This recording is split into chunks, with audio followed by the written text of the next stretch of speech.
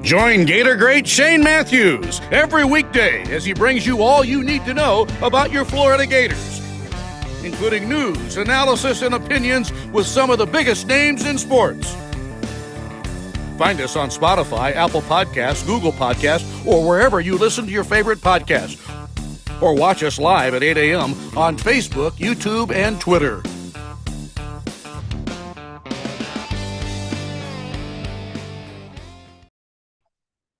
Good morning and welcome to a Monday edition of Pilot Matthews in the Morning from the Crime Prevention Security System Studios. Large enough to serve you, small enough to care. It is Monday, got a lot to talk about. We'll have JC in the first portion of today's show. And then the second portion of today's show, our man Jake Hitt will take over. And I don't know if he's got a guest or what, but you got to work with us, folks. I'm a busy man now. I got a lot of stuff going on, meeting, practice, you name it. So let's go to the Titan MR hotline. We're joined by JC, who is now on the Jaguars bandwagon. Good morning, JC. Hi, brother. I've been on it for a couple of years now. And listen, QB, now you get to work a full day like Americans, like the rest of America. No. Hang on a second, JC. What?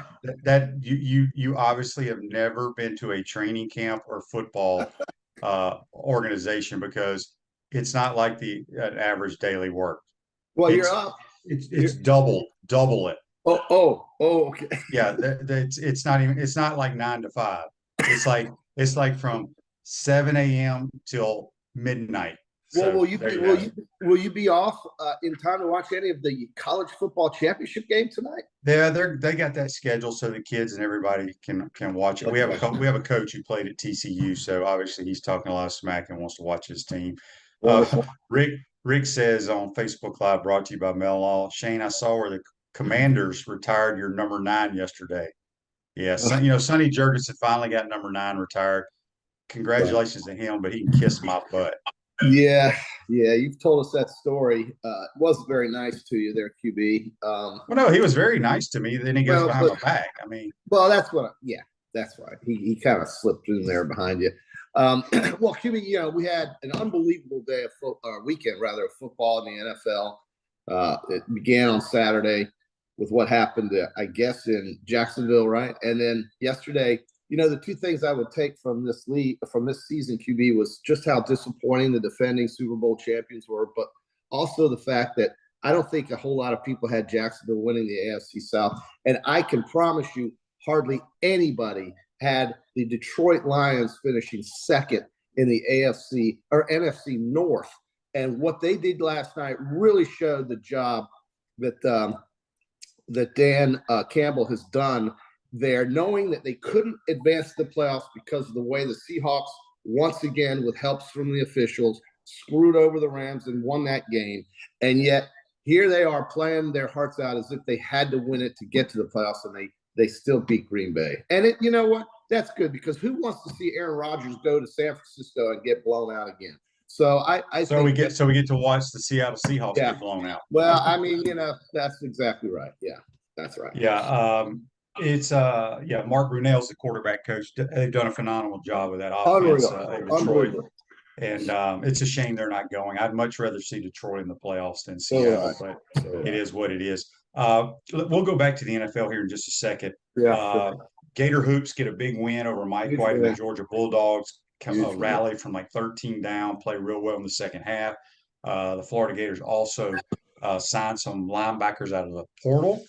Jake will touch on all that stuff, some Gator news as well. But Billy Napier and his staff are getting some guys that have played some ball. Also in golf over in Hawaii, John Rahm comes from behind, shoots 27 under, wins that tournament. And then I win the golf. JC, you're going to be in charge now. I need good bookkeeping with your spiral notebook on the golf picks. Yes. Well, you came in, your guy, Colin Morikawa, came in second, 2 strokes out of the win. The winning score was 27 under. Like you said, you predicted 29 under. I predicted 30 under, and they finished at 27 under. And Tom Kim, I don't know where you pulled him out of, but he finished. He's my favorite player in the world. He's awesome. And just call him Ju Young. Yeah, Ju Young, I tell you, it's a tremendous finish, 5th, and Hovland was was right there at 17 under. My guy Scheffler was tied for 7th. He finished at 21 under. Then Cam Young, who was tied for 13th, was 19 under. That's how close it really is between 7th and 13th. And then Justin Thomas trying a new putter was 15 under. So combined, you were 64 under par. I was 55 under par. And you had the guy who came in 2nd and 5th. So a good start for the QB on the golf season there. Yeah, my man Ju Young is only, I think, 21 years old. I don't even think he's still 20, because they told a story that he lives in Dallas, Texas. That's where he trains and practices. And he had his family, I guess, is over in South Korea or whatever. So Jordan Spieth invited him over, I think they said, for Thanksgiving.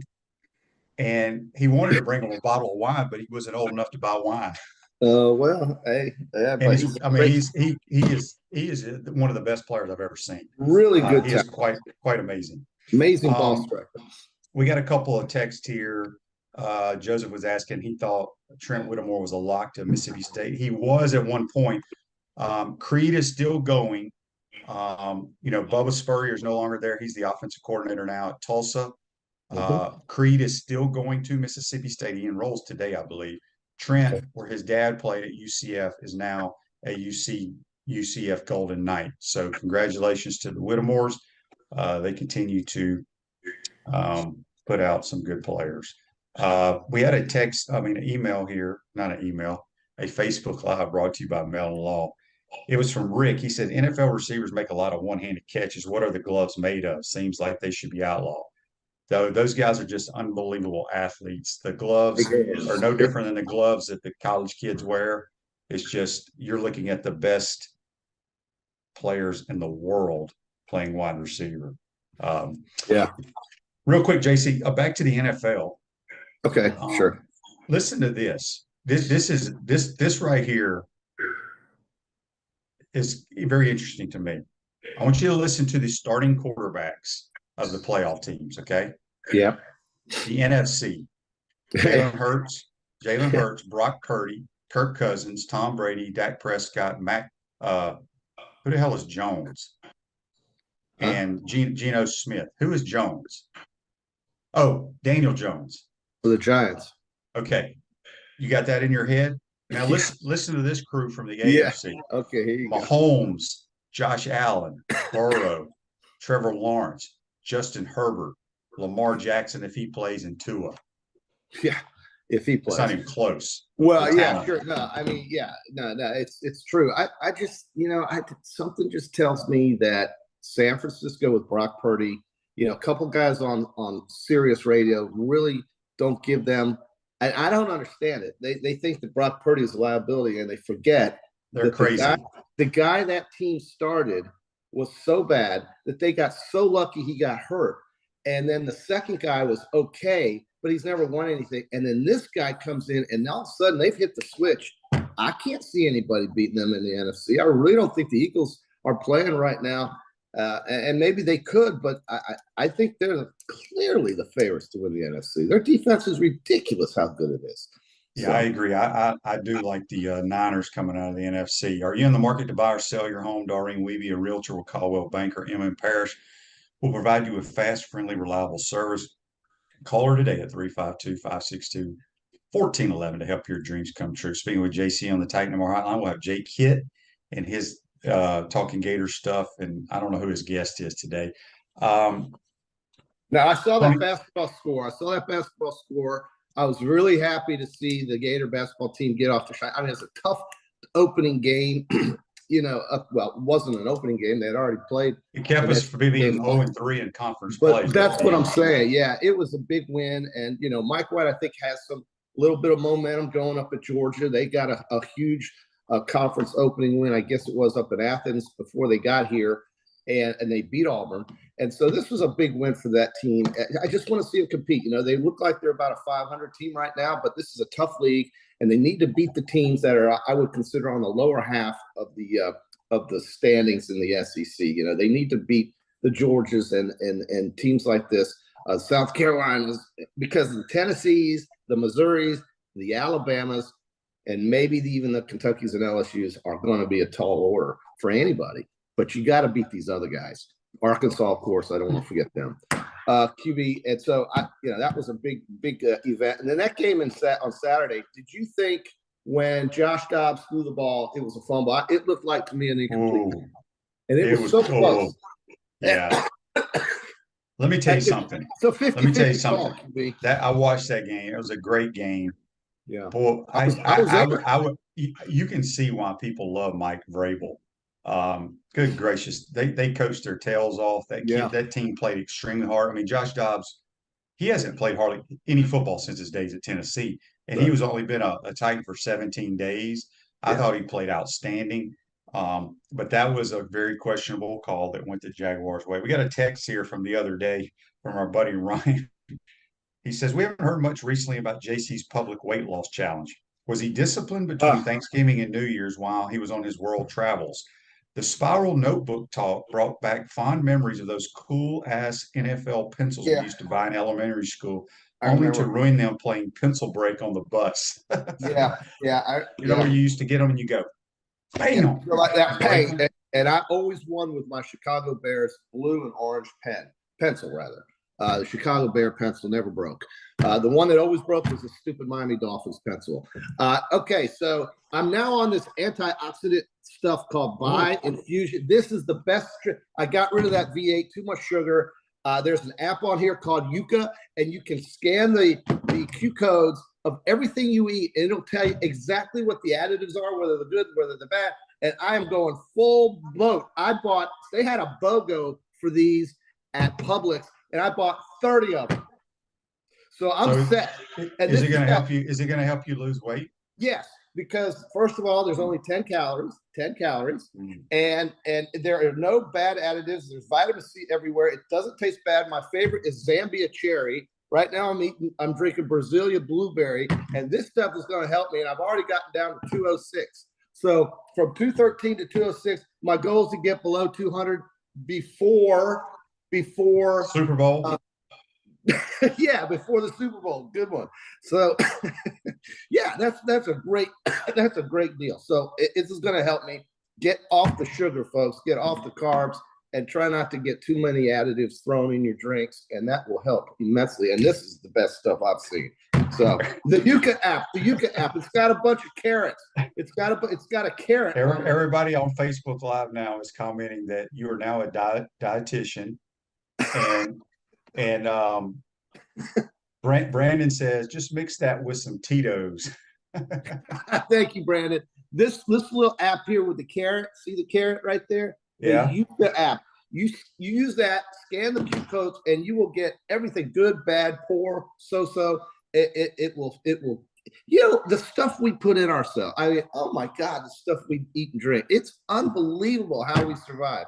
And so anyway, I'm off that. I'm off the 5-hour energy. I'm not drinking that anymore. I'm not drinking the.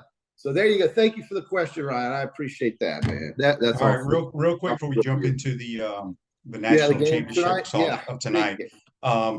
We've had a couple of people ask here, do I think John Calipari leaves Kentucky for Texas? Kentucky's a bad basketball team, folks. Alabama wore them out. But you listen to all the Jimmy Dykes of the world, they just said Kentucky's just not very good at all with all those highly recruited kids. So it'll be interesting to see what happens there. I don't even know when the Gators – I should know this, but I've been so busy. I don't know when the Gators play again. Do you know, JC? We'll let Jake handle all that. I'll tell you in about 5 minutes, or 5 seconds. But listen, Kentucky does not look like the Kentucky. Their offense is boring. They don't look like they have those guys who can overtake a game.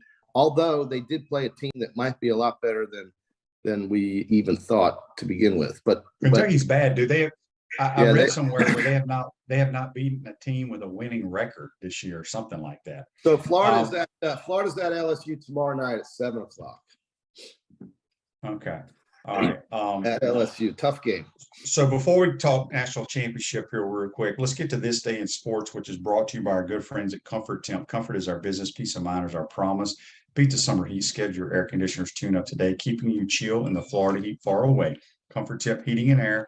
Call us today, 352-376-2366.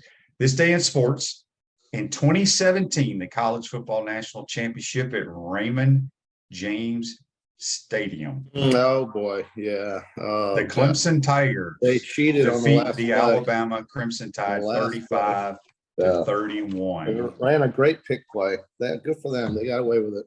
It's a rub. It's called a rub play, JC. Rub. Yeah, I got something. Okay. That's brought to you by our good friends at. I'm so glad you brought that one. That was a good one to bring up. I mean, it's a whopping 6 years ago. Yeah, that was. I'll never forget. I'm just going. It's not my fault I brought it up. That's what came up on the app. The ticket. Okay, well, that's true.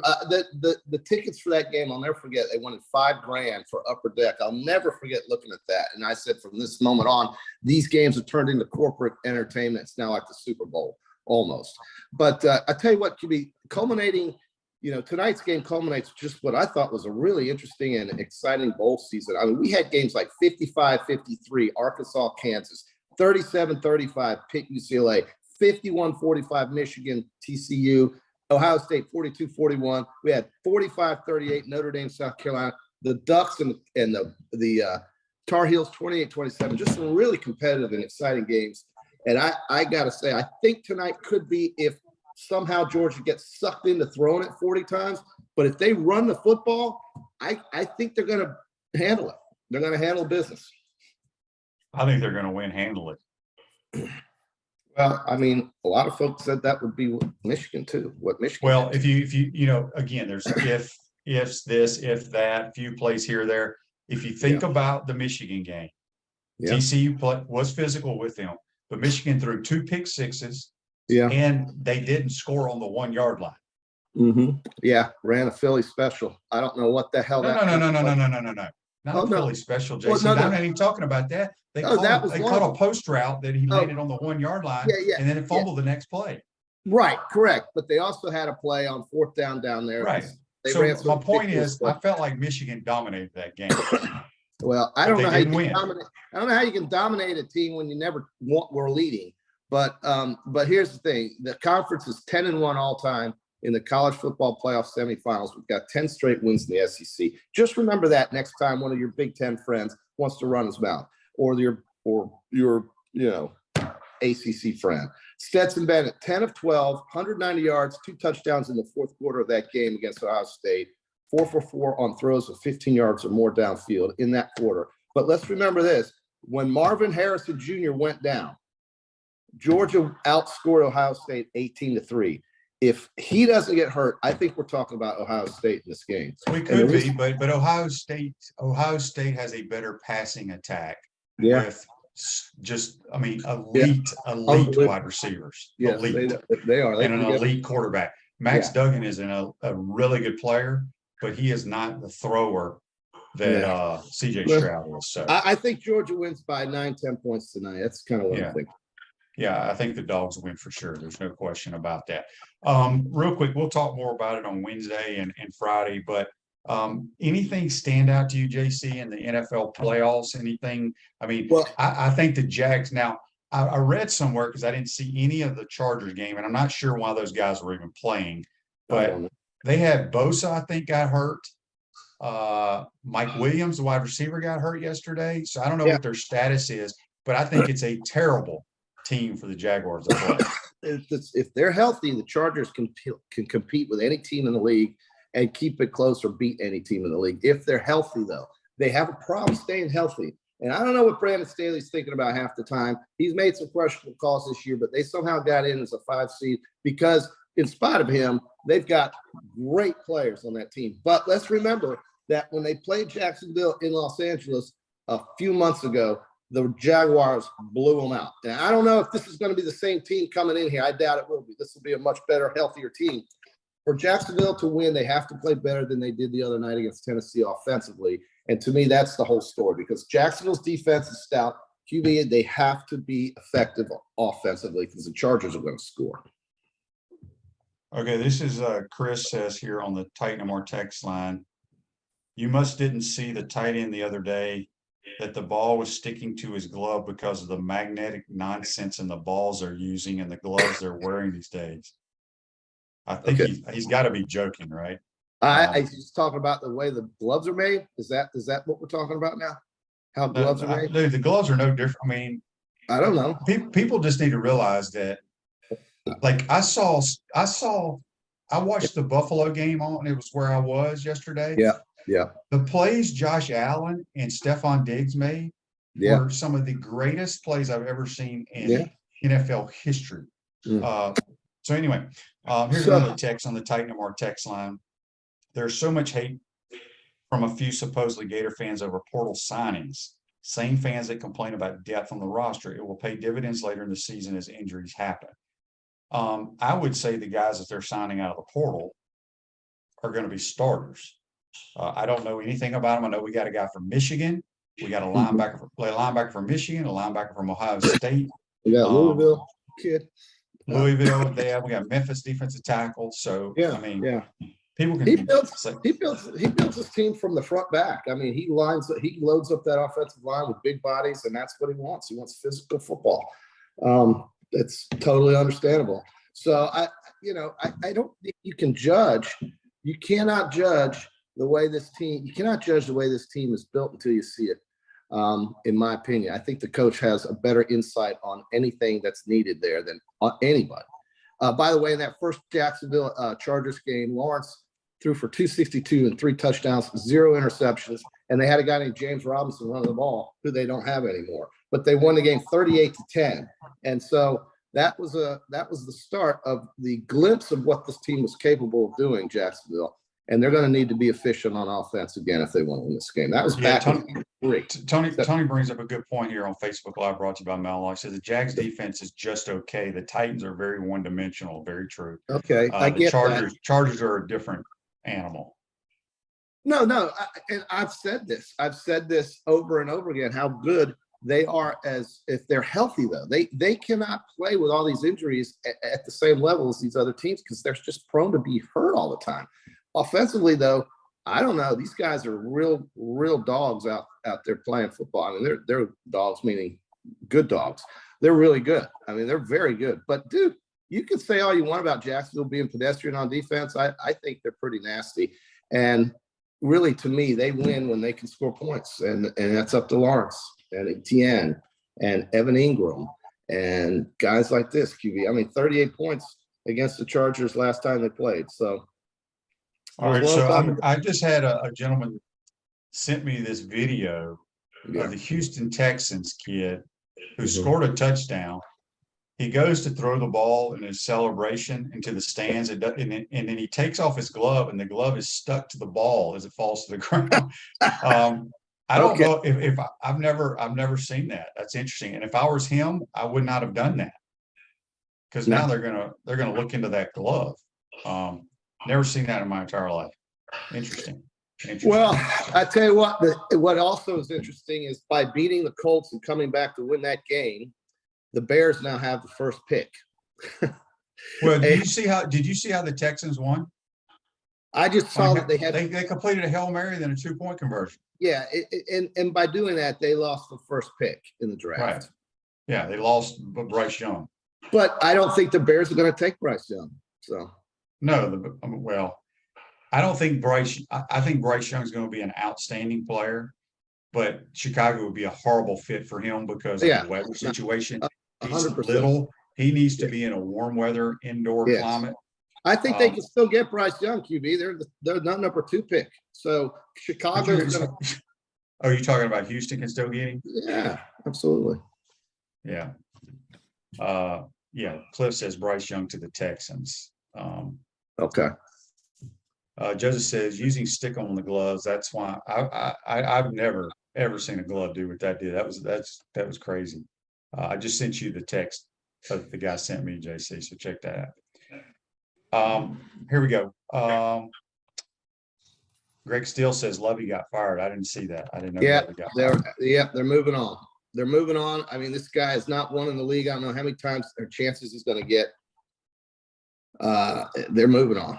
So, all right. So for the Peachland Dental, Gator Nation's #1 choice for dentistry, Port Charlotte surrounding areas, visit them at peachlanddental.com. You got the dogs tonight. By how many? I think they win by 9. I'm looking at something like 35-27, 35-24, something like that. All right. I'm going to say Georgia wins 44-27 is what I'm going to say. Yeah. Okay. Yeah. I mean, I think we're going to look at a pretty competitive game for a while. Then in the second half, Georgia just kind of wears them out. I think they run the football, unlike what Michigan, Michigan kind of got away from that. They only averaged 3 yards a carry after that long run in the first quarter. I don't know why. I don't know what they were thinking, but I think Georgia will not make those mistakes. They will run the football, and I think they'll be successful. That's what Georgia does. That's it. I mean, they run the ball and they set up the pass. Yeah. Gosh, I just had something that came into my mind, and I can't remember what it was now. You talk about the game, TCU and Georgia. You got Gator basketball. Oh, I know what it was. I was going to ask you, did you see any ticket prices for out there? I have. Here's the other thing in Los Angeles. They're not allowing tailgating. What I mean, first of all, whose idea was it when they all decided to play these games to have it in Los Angeles? You won't find 3 people that on the street corner that could give 2 rats rear ends about this football game in a town like that, where one team's traveling 3 hours by air, another team's traveling 5 hours by air. Sometimes these college people, these folks that make these decisions absolutely blow my mind at their ineptitude. It's just unbelievable. Los Angeles deserves this game about as much as I deserve to win the Mega Millions. It's just ridiculous. It just doesn't make sense to me, QB. They could have played this game in the Sugar Bowl, in the Superdome. They could have played this game in anywhere but that, and it would have been better. That is Los Angeles. I mean, that's awful. Who thought that any school around Los Angeles would be playing in this game? Who actually thought that? And I know USC kind of tinkered around fooling people there that they could play in the postseason. They weren't going to make it. Come on. And I just cannot believe these college these guys that make Chris says it's not an LA rule. It's the CFP that disallowed it. Really? Well, why? Is it because maybe Los Angeles is maybe not safe? You tell me. Well, whoever made that decision has to do with Los Angeles, because they weren't making that decision if the game is in New Orleans. They wouldn't do that. And not that New Orleans is a safe place, but let's face it, Los Angeles, really, there is nothing connected to college football in that area by SoFi Stadium, Hollywood Park, Inglewood, California. They couldn't care less. They talk about the Lakers out there. They don't, and the Kings. They don't talk about these college kids. Come on, I mean, this is awful, because they should be playing this game in the Superdome. That, honest to God, that would be equal distance for Athens and Fort Worth. Perfect. I agree. All right, last text on the Titan MR text line before we get out of here. Josh from Mississippi says, seems like Billy and the staff are doing pretty well with late O-lineman recruit pickup and portal players. Would be nice if fans were more patient. Billy has a plan. I think he's doing well. Excited to see them in the spring. Appreciate the text, Josh. All right, JC, good stuff as always. We'll see you on Wednesday. We're going to take a time out here. We come back. Jake Hitt will take over. You're watching and listening to Pot Up with Matthews in the morning from the Crime Prevention Security System Studios. We'll be right back. We want to take this moment to thank our sponsors who keep the show going and pay the bills. Our premium sponsors are Crime Prevention Security Systems, large enough to serve you, small enough to care. Titan MRI, Gainesville's only locally owned and operated MRI facility. Meldon Law, the only official injury and accident law attorneys of the Florida Gators. Peaceland Dental, Gator Nation's first choice for dentistry in Port Charlotte. Comfort Temp, comfort is our business, peace of mind is our promise. Campus USA Credit Union. QC Kinetics, live pain-free with QC Kinetics. Dave & Buster's, eat, drink, play, and watch. Our gridiron sponsors are Auto ER, UF Bookstores, Celebration Point Town Center, Chris Doring Mortgage, Silverback Concrete Co., Ruse Ogre State Farm Insurance, Doreen Wibby, Realtor Caldwell Banker, MM Parish. Our touchdown sponsors are Adams Ribs, Gator Dominoes, Celebrate Primary Care, Gator Bait Media, Okido America, Style Cuts, Ironwood Golf Course, Big Mills Cheesesteak, McDonald's of Gainesville, 84 Lumber, Tropical Smoothie Cafe, Aver and Smith, Dowling Signs, Baker's Sporting Goods, Silver Cube Billiards and Sports Bar. If you're interested in promoting your business on the show, call Freddie at 352-284-3733. If you like what we're doing here, make sure to follow us and support the businesses that support us.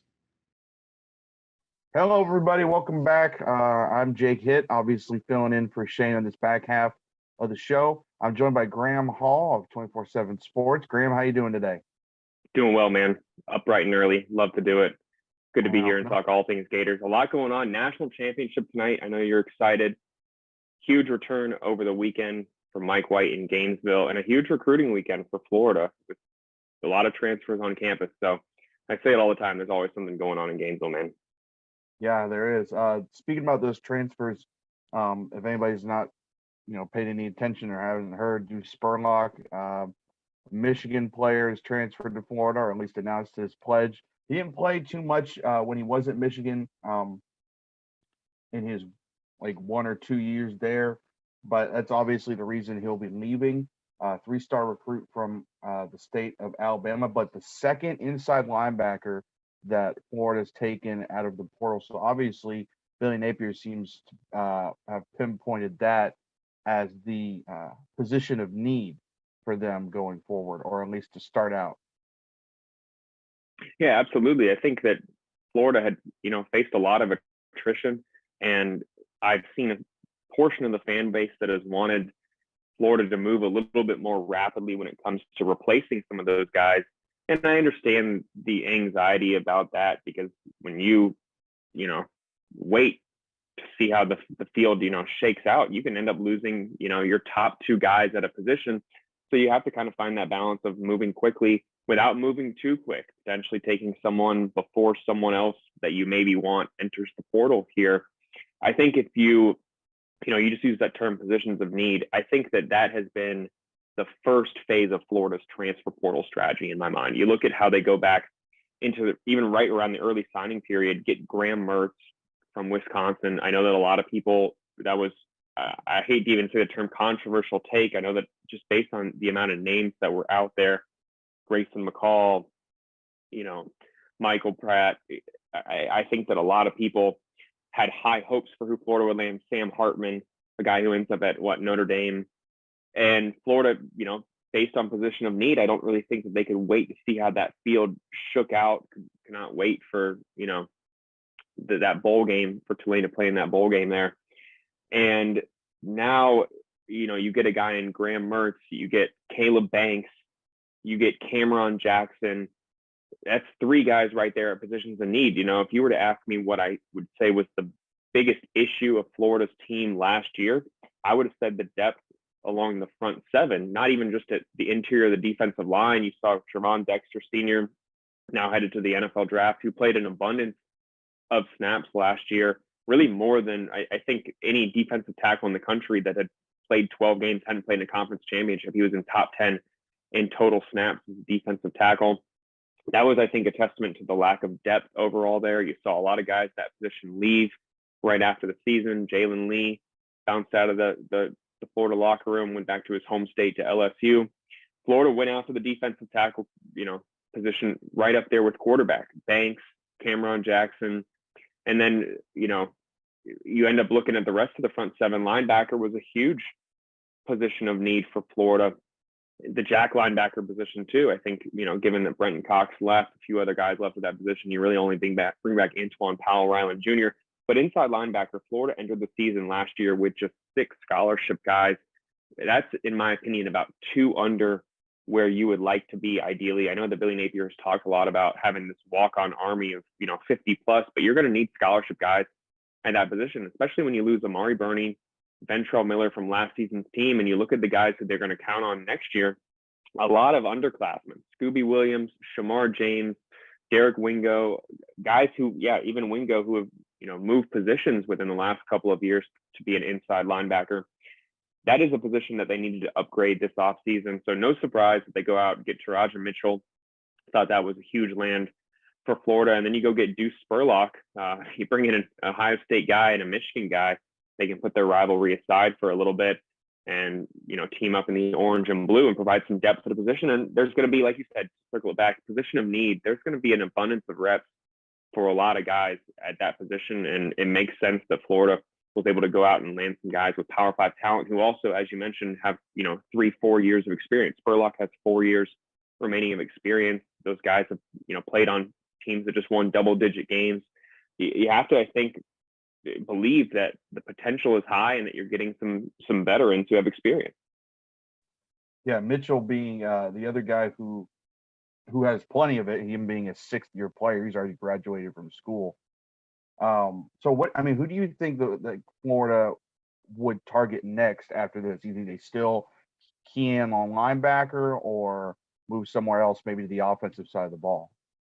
I wouldn't be surprised if you saw them end up going and getting a cornerback here in the next week or two. I think that's a position they would like to get one more piece, maybe two. Even I know that they targeted that position heavily in the early signing period, and they're going to get some of those guys on campus as early enrollees, but you're going to need some to bridge the gap until those guys are ready. But to answer your question, I think it's offensive line. I mean, look at what has happened to Florida's offensive line since the end of the season. I think everyone figured O'Cyrus Torrence would be gone. I think many people believed that Richard Garage would choose to enter the NFL draft after he participated, especially in senior day, even though he did have that 1 year remaining of eligibility. I think that Michael Tarquin's transfer, that caught a lot of people by surprise. I've even heard that caught Florida's coaching staff by surprise. I think that's the guy who unfortunately dealt with a month-long injury during the season, but a capable guy who would return for his fifth year. He now heads to a program that had more success last year, is going to be in the national conversation next year. I don't know if you can say that too early, whether you can say that about Florida next year, but Michael Tarquin's going to have a chance to start on an offensive line in the Pac-12 that was competing until the very end of the season for a chance to get in there potentially. So I think that you lose, that's three starters right there. Ethan White then enters the transfer portal. That's 4 or 5 starters from Florida's offensive line. You see where I'm going with this. And I think even with Kingsley Eguakon, that's a guy who, let's see if he actually does come back. You lose the rest of your offensive line. You're the senior guy in the room.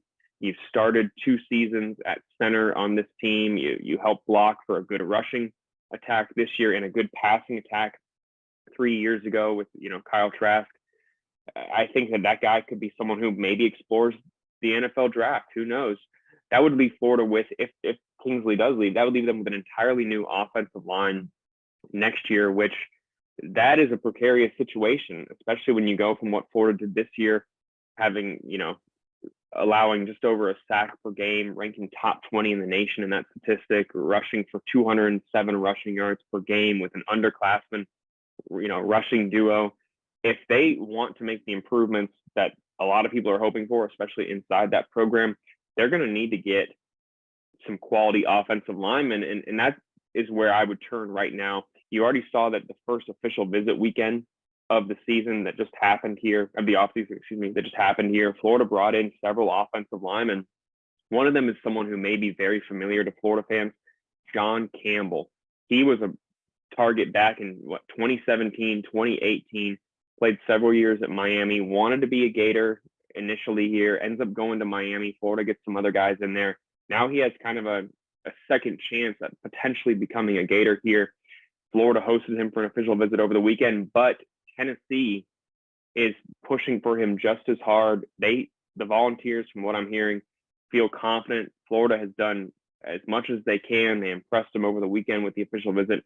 He's going to announce today, from what I'm hearing. And then Florida will also wait on an announcement tomorrow from, I know I'm going to butcher this name, so no one rip me, Micah Mazakwa. I'm working on spelling it too, but heck of a name. Huge offensive lineman, a huge guy that I think that absolutely can contribute for this team. You get some bodies in the trenches here, and that I think goes a long way to improving the odds of improving upon last season, rather than just potentially having a similar 500 campaign if they can't replace all the attrition. So it was, I think, very, calculated, I'll say that, over the last month when it came to the transfer portal additions and including this first official visit weekend. Obviously, it's too soon to say whether it's a success or a failure. Florida's going to have to keep getting these prospects in the transfer portal on campus, as well as continue to recruit some, high school prospects. You saw them also, speaking of the offensive line, land Caden Jones on Saturday. That's a huge one as well. That guy committed Saturday afternoon at the Army game.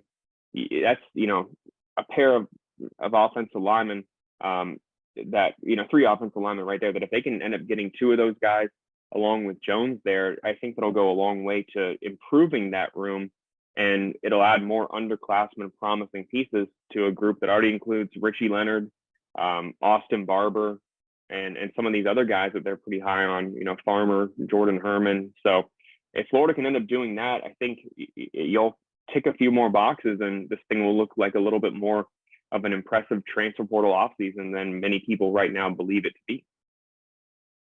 Yeah, exactly. And look, we all know how impactful the transfer portal can be, considering that TCU is the national championship game tonight. It's just weird to see so much rebuilding having to happen after the first rebuilding year, in a sense.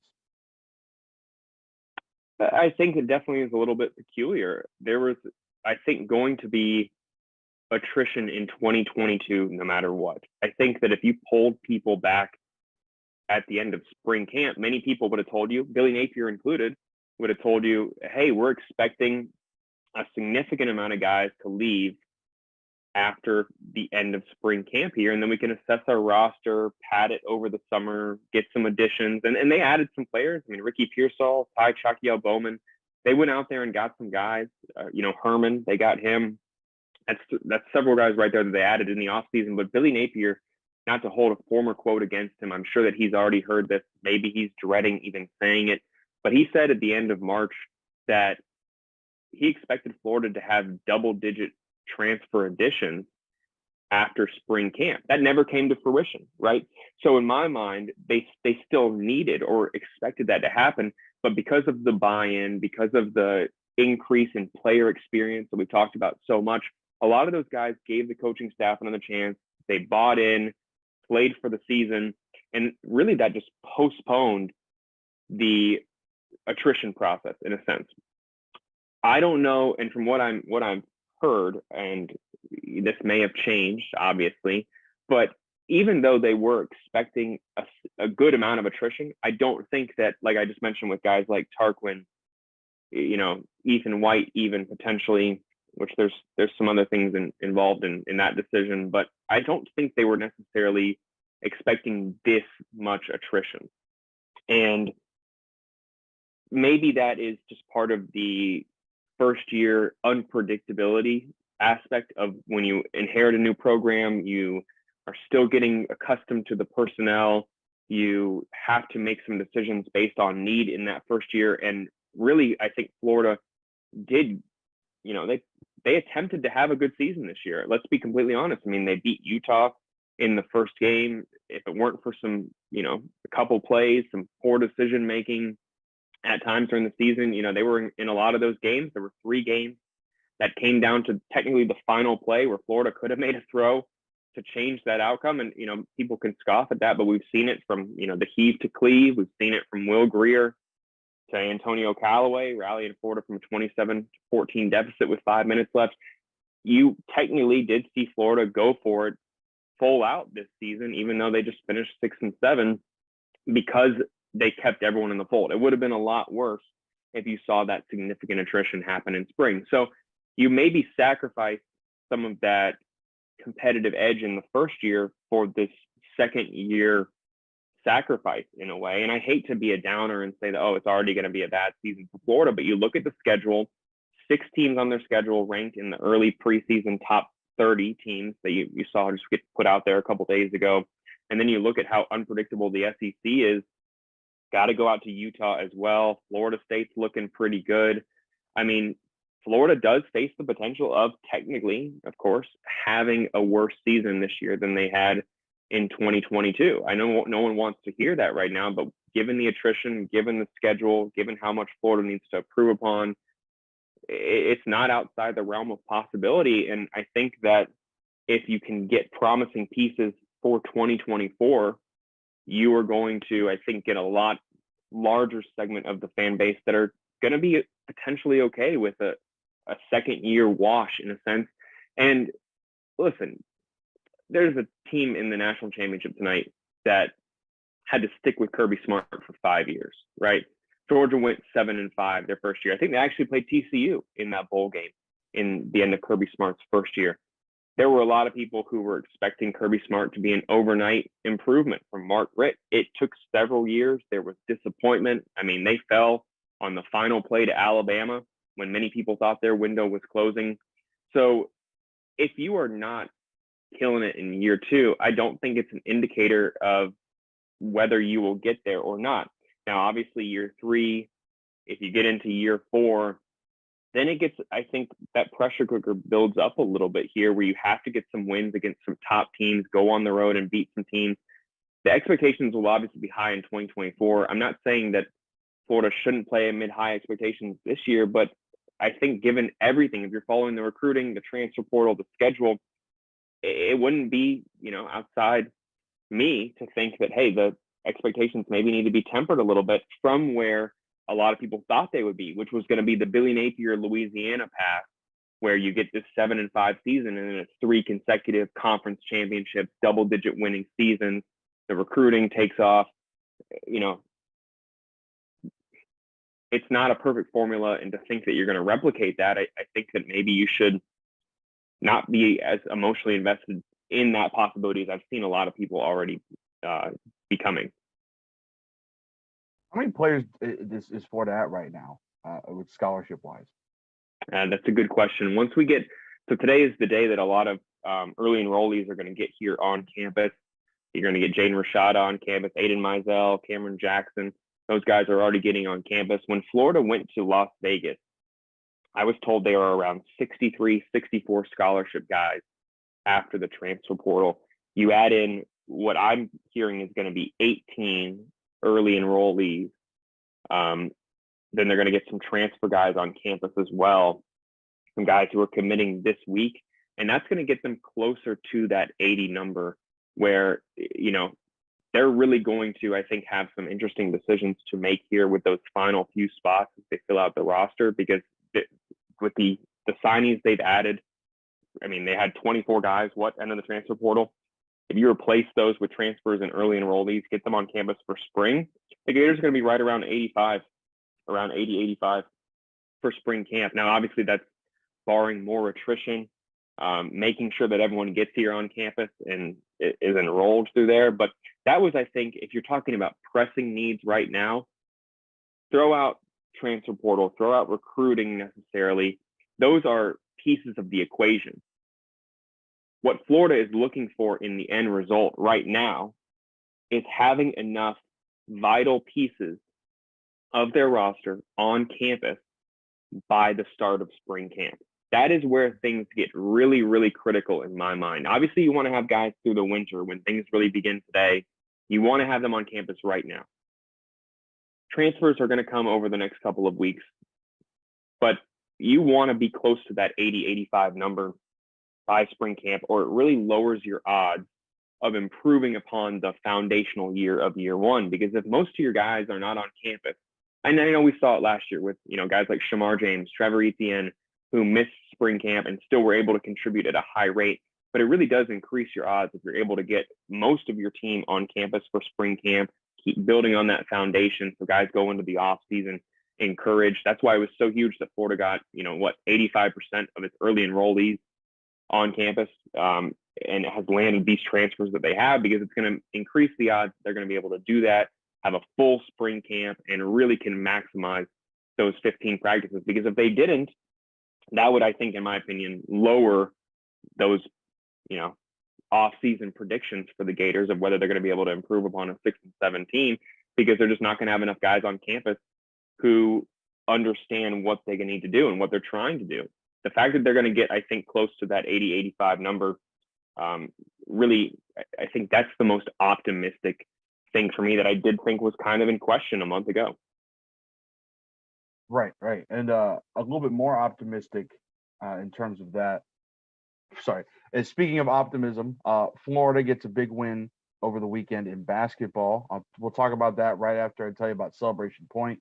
Celebration Point is where Gators come to celebrate. It's with premium brands like Nike, International Diamond Center, Dave & Buster's, Palmetto Moon, Escapology, Visors Rooftop, and the HBC's restaurant, Spurrier's Gridiron Grill, the #1 celebrity polished casual restaurant in America. We will see you at Celebration Point, where Gators come celebrate. Graham, you already mentioned it at the beginning. Mike White makes his return to Gainesville. It looked like he was about to punk the Gators and walk out with a win, but all of a sudden the Gators make 10 straight shots. They get in, make it close at halftime, and pull away there in the second half a little bit. What are your takeaways from Saturday's game? Yeah, one, I think that both teams kind of wanted to just get behind them, right? I mean, Georgia has all this momentum, beats Auburn, and then they have to really kind of go into a game where there are some factors that aren't outside the on-court aspects. I mean, you have a coach coming back to a community where his kids were raised, seeing a lot of the former administration, current administration that you used to work for, who adored you in a sense. I mean, Mike White was really beloved by the administration there. Just a lot of distraction.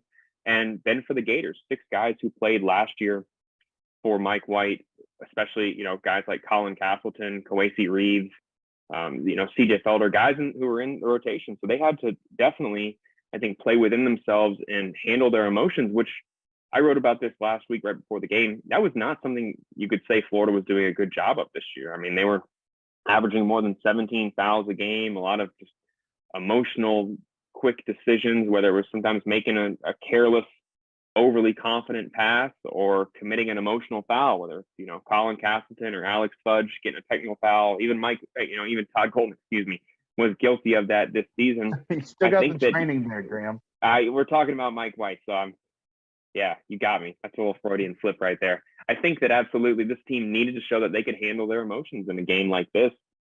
And I think they did a pretty good job of that, even though, like I said, there were things they could have done better from a turnover aspect, certainly. But they did improve upon that from their previous game against Texas A&M. So much of this game was about the factors outside the game. And I think it was really encouraging, if you're a Florida fan, to see the Gators rally from, like you said, a 13-point deficit there in the first half, where it looked like they were going to get ran out on their home floor and kind of add some insult to injury. You see the coach head up the road to your SEC East rival, and then he's beating you that very same season. Everything I just talked about with Billy Napier about maybe you can't expect, improvements in year one. And I think that's also true with Golden. Give Mike White some credit. He returned more of the roster than any other SEC team this past season. They brought back 60% of their scoring. They got Cario Oquendo back, Braylon Bridges. And then Mike White, he was given a bad knock for not being an elite recruiter. Well, he went in the transfer portal and beat out this Florida coaching staff for Terry Roberts, who I think is going to be a fantastic player. Yeah, he had 25 points on 7 of 22 shooting, which is not great, but he hit some tough ones down the stretch, really has the ability to be a playmaker, confident shooter. Florida could use a guy certainly that can create their own shot off the dribble, and that's what White got with Roberts, and that's why they're an 11-4 team right now. So a very interesting game. Florida was able to rally there, close it out late, and one more shout out. Huge game by the point guard forward duo of Kyle Lofton and Colin Castleton. I think those two guys had their best game as a tandem this season. Lofton finally had an efficient offensive night. I know he's been searching for that, been dealing with some injuries this season. So he has plenty of reason why he's, struggled to get to the rim and struggled to get to the line. Goes 7 of 11. Great game from him. And then Colin Castleton had just an insane line, 7 blocks, 12, 18, 6. I mean, that guy's one of the best in college basketball. And Mike White knew it coming in, and now he kind of was at the mercy of Colin Castleton on Saturday. It's like a mini Shaq line. You see, especially with the rebounds, the blocks. Getting close to the end here. Ruse Ogre State Farm Office, a team of dedicated insurance professionals ready to help life go right with the right insurance options for you and your family. Visit ogreinsurance.com or call them today at 352-240-1779. Yeah, a guy I think really turned it on. We're getting close to the end, like I said. Really quick, Graham, what can you tell me about Myron Jones? Seems he's really figured it out for them. Maybe he just loves playing Georgia. I mean, last year, that guy went 7 of 11 from 3-point range. I mean, he had 21 points off 3-pointers last year. I think a lot of people forgot how potent of a scorer Myron Jones can be. I mean, he had 44 games in double digits at Penn State, gets to Gainesville, had some success last year, dealt with the broken finger, but really has kind of, I think, struggled to find his place within this offense, had just 2 double-digit games coming into Saturday's game, but he went 3 of 4 from three-point range. He made some fantastic plays. I mean, he saved that ball, throws it to Will Richard. Will Richard gets it out in transition. Florida scores.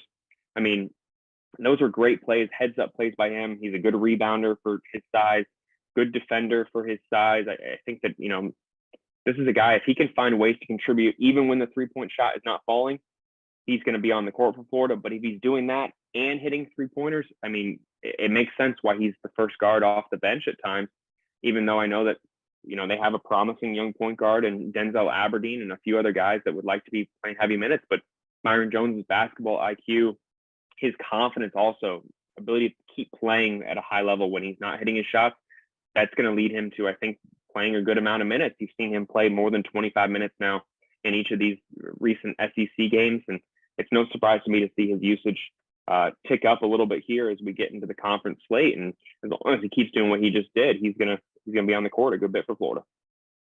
All right, Florida now with LSU on the docket tomorrow at 7 o'clock, going into Baton Rouge at the, I believe they call it the Pavilion or the Pete Maravich Center, the PMC. But thanks to Graham for coming on for us. Anybody wants to know national championship tonight, I'll be taking TCU. Graham, really quick, one word. Tell me who you're taking. I'm going Georgia. Don't hate me. I got to go Georgia. And I think Georgia wins by like 17-20. Sorry. All right. Well, that's the show. Shane will probably be back tomorrow.